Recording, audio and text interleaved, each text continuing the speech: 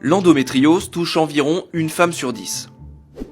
Et encore, ces chiffres sont sans doute en dessous de la vérité, car la maladie n'est pas forcément accompagnée de symptômes, ce qui la rend difficile à détecter. Mais tout d'abord, qu'est-ce que l'endomètre ? Ce sont des cellules qui recouvrent l'intérieur de l'utérus. Sous l'influence des hormones, cette couche de tissu grossit en attente d'un embryon, puis décroît en l'absence d'embryon. Ce sont les règles.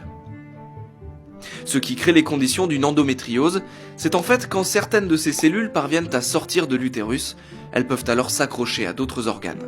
Or, ces cellules ont les mêmes caractéristiques que l'endomètre, et elles répondent au rythme hormonal pendant les cycles menstruels. Conséquence, elles se développent, se congestionnent, puis saignent, ce qui irrite les tissus alentours. Ces cellules créent finalement des lésions et même des kystes sur ces zones.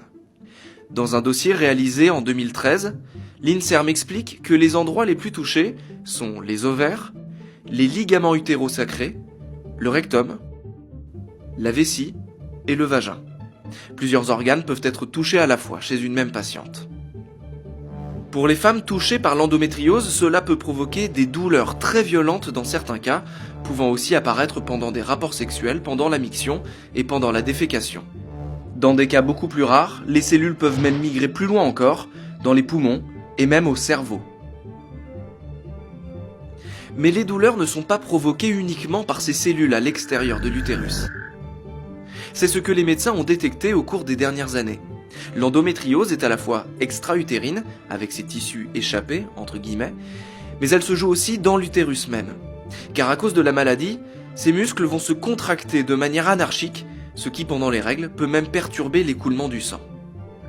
Tous ces effets sur le corps peuvent alors provoquer l'infertilité. La maladie provoque un état inflammatoire chronique dans le bassin et entraîne aussi des adhérences entre les organes, par exemple ici entre l'utérus et le rectum. Elle peut faire apparaître des kystes sur les ovaires, tout cela peut perturber les mécanismes de fécondation. Pour les patientes, deux solutions se présentent alors, un traitement médicamenteux qui va par exemple empêcher les règles, ou une opération pour supprimer les kystes, les adhérences. Malheureusement, cette maladie est souvent sous-estimée, diagnostiquée tardivement.